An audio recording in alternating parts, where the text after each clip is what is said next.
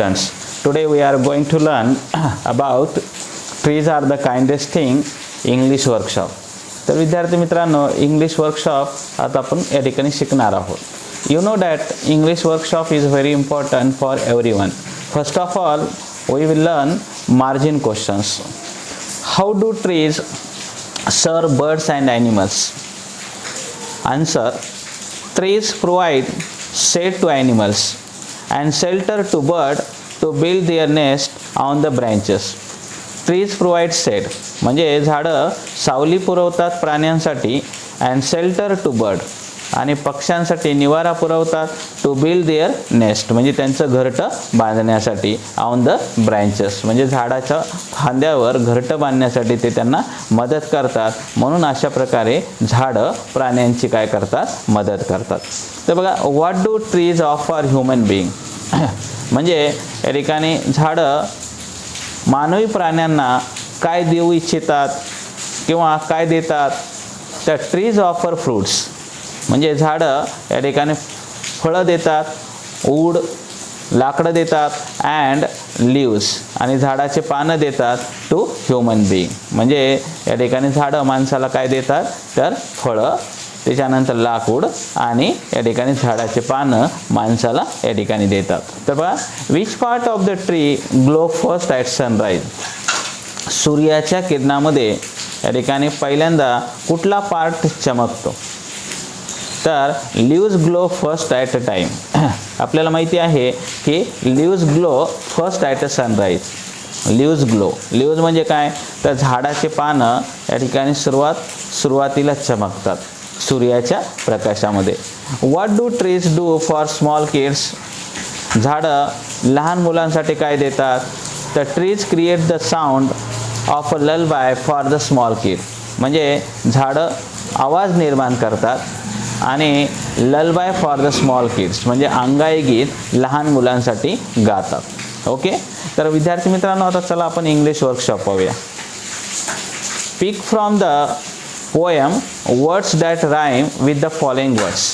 तर कवितेच्या याच्यामधून तुम्हाला रायमिंग वर्ड निवडायचे आहेत आणि कुठले रायमिंग वर्ड देण्यात आलेले बघा. Fun, begun, sun, know, grow, ago, then now, cow, bough, sight, light, night, fly, sky and lullaby. Okay, then second question, pick from the poem lines that create a picture in your mind म्हणजे अशा line या ठिकाणी सांगा की ज्या तुमच्या मनामध्ये चित्र निर्माण करतात. Example, and in the spring new birds of a green. This line create a picture in our mind. Okay, now these are the lines are 4 lines. And spread a shade for sleepy cows and gather birds among their boughs and leaves to burn on Hallowe'en and when a moon floats on the sky. Then next question, third question is the poet refers to tree as the kindest thing म्हणजे कवी झाडांना दयाळू म्हणतो.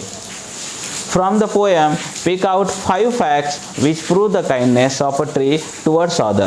म्हणजे दुसऱ्याबद्दल झाडं कशा प्रकारे या ठिकाणी दया व्यक्त करतात हे सांगा.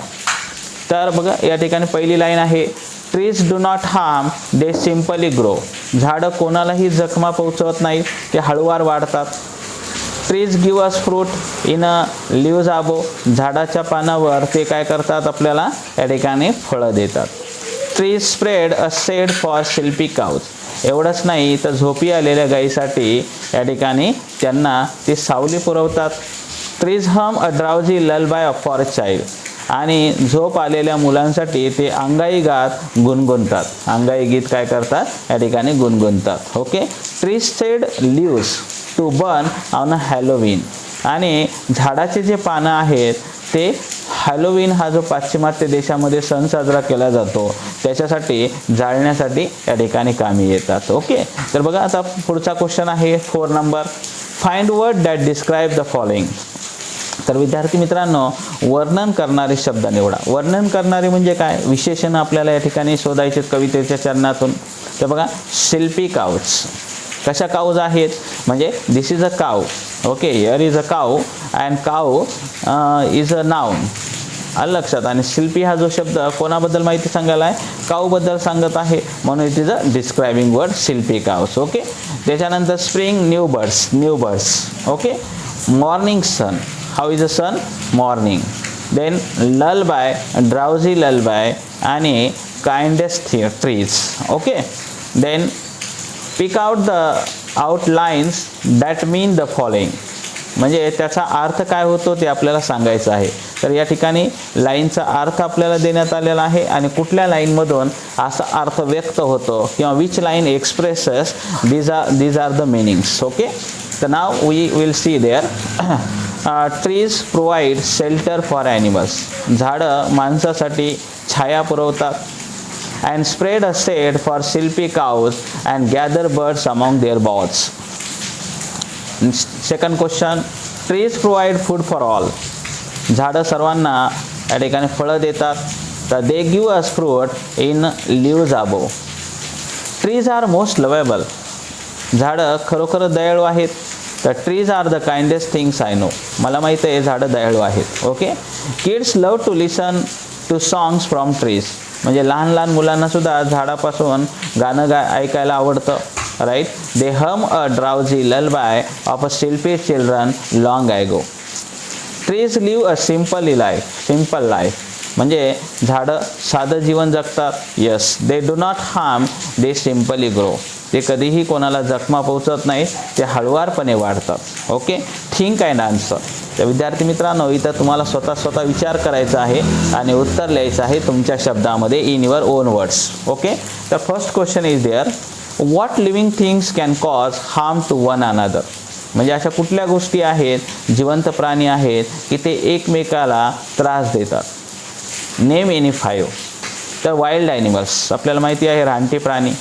Pitcher plant it is a you know that insects आहे की नाही, दॅट इट्स इन्सेक्ट्स म्हणजे ते कीटकांना खातं. Snakes, human and shark. These living things can cause harm to one another. ते एकमेकाला काय करतात, या ठिकाणी जखमा पुरवतात किंवा जखमा करतात असं आपल्याला लक्षात येतं. ओके. नेक्स्ट क्वेश्चन आहे, व्हाय आर ट्रीज कॉल्ड हार्मलेस. झाडांना हार्मलेस का म्हटलेलं आहे. म्हणजे झाडं या ठिकाणी कुठल्याही प्रकारच्या जखमा पोहोचत नाहीत असं का म्हटलेलं आहे. Yes. Answer, trees are called harmless because they are kind to all. कारण झाडं सर्वांसाठी दयाळू आहेत. दे डू नॉट अटॅक, ते हल्ला करत नाहीत. And they do not demand anything in a return, आणि त्याच्या बदल्यामध्ये ते काहीही मागत. Is a festival celebrated in many western countries on 31 October. तर हॅलोवीन असा एक सण आहे की जो 31 ऑक्टोबरला सण साजरा केला जातो आणि कुठं, पाश्चिमात्य देशामध्ये. तर what is the season there. आणि त्या काळामध्ये तिथं सीझन कुठला असतो. Why do you think is there a need to burn leaves on Halloween? आणि हॅलोवीनच्या काळामध्ये झाला का वाटतं की is there a need to burn leaves on Halloween? Answer, Halloween is a festival celebrated in western countries. म्हणजे Halloween असा एक सण आहे की जो पाश्चिमात्य देशामध्ये साजरा केला जातो. in autumn season. in which season? autumn season. I think on Halloween temperature drops down. आणि मला असं वाटतं की हॅलोवीनच्या काळामध्ये जे टेम्परेचर असतं ते काय होतं, खाली जातं, म्हणजे ड्रॉप्स डाऊन होतं. So to get a warm people need to burn leaves. आणि लोकांना उबदारपणा मिळावा म्हणून ते या ठिकाणी पानं जाळत असतील. तर बघा पुढचा एक क्वेश्चन आहे 4 नंबर. They are the last to hold the light when evening changes into night. तर which part of the day is referred to in the above lines? And which part of the trees hold the last light of the day? तर they are the last to hold the light. म्हणजे ते शेवटचे आहेत की लाईटला पकडणारे. when evening changes into night, जेव्हा सायंकाळचं रूपांतर रात्रीमध्ये होतं. तर which part of the day is referred? तर इथं कुठल्या पार्टचा वापर करण्यात आलेला आहे की सांगण्यात आलेला आहे की उल्लेख करण्यात आलेला आहे किंवा संदर्भ देण्यात आलेला आहे वरच्या लाईनमधून. तर which part of the trees hold the last light of the day? तर tubelight is referred to in the above lines, right? तर ट्यूबलाईटचा या ठिकाणी रेफर करण्यात आलेला आहे. Leaves hold the last light of the day. झाडाचे पानं जे असतात ते काय करतात, शेवटचा प्रकाश या ठिकाणी होल्ड करण्याचा प्रयत्न करतात. Okay, next question, write an imaginary conversation between you and your neighbour.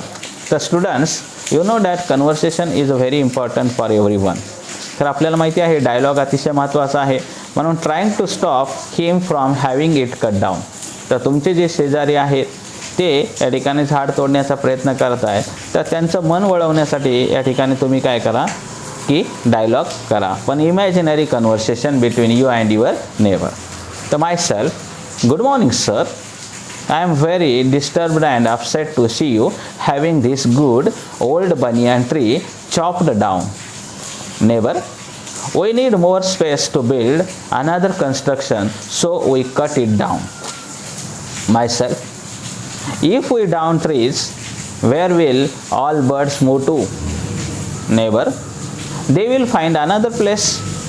Myself, another place?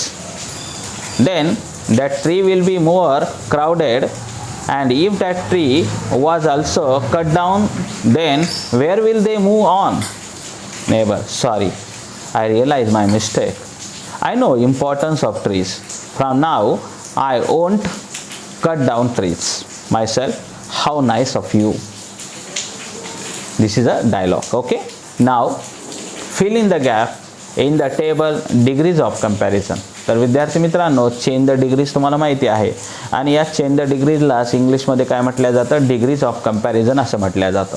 तर डिग्रीचे 3 प्रकार असतात. एक असतं पॉझिटिव्ह डिग्री, कंपॅरेटिव्ह डिग्री आणि सुपरलेटिव्ह डिग्री. पॉझिटिव्हमध्ये आपण काय करतो, ॲज घेत असतो किंवा सो ॲज वापर करतो, आणि कंपॅरेटिव्हमध्ये ER लावतो, आणि सुपरलेटिव्हमध्ये EST असतो. लक्षात. तर बघा, एकाचा गुण जर आपल्याला दुसरा सांगायचा असेल तर असा वापर आपण करतोय. उदाहरणार्थ आहे kind, kinder, kindest, healthy, healthier, healthiest, near, nearer, nearest, fine, finer, finest, early, earlier, earliest, small, smaller, smallest, high, higher, highest. Okay, then give the comparative and superlative form of a positive. तर comparative and superlative.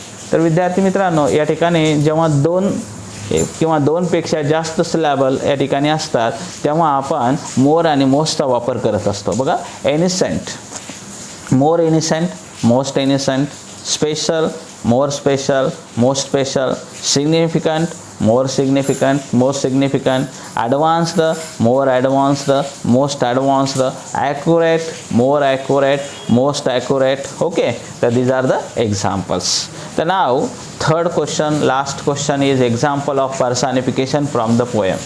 तर विद्यार्थी मित्रांनो, you know that personification.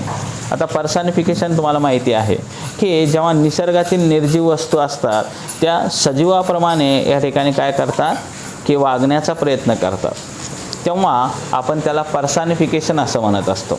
उदाहरणार्थ बघा, drowsy lullaby, kindest things आणि sleepy cows. तर these are the lines are indicating the personification. तर ह्या लाईन आपल्याला कशाचं सांगत आहेत, पर्सनिफिकेशन सांगत आहेत. तर विद्यार्थी मित्रांनो, तुम्हाला हा माझा व्हिडिओ आवडला असेल तर तुम्ही माझ्या चॅनलला सबस्क्राईब करा, लाईक करा आणि इतर मित्रांना शेअर करा. If you will share my video to other student, then they will get the chance to learn. Okay, त्यांना सुद्धा संधी मिळेल. म्हणून या ठिकाणी लक्षात ठेवा, व्हिडिओ बनवण्यासाठी खूप वेळ लागतो आणि एक व्हिडिओ बनवण्यासाठी आम्हाला 3 ते 4 तास लागतात, पण तुम्हाला सबस्क्राईब करायला या ठिकाणी फक्त काही सेकंद लागतात विद्यार्थी मित्रांनो. So please subscribe my channel. Don't forget to subscribe my channel.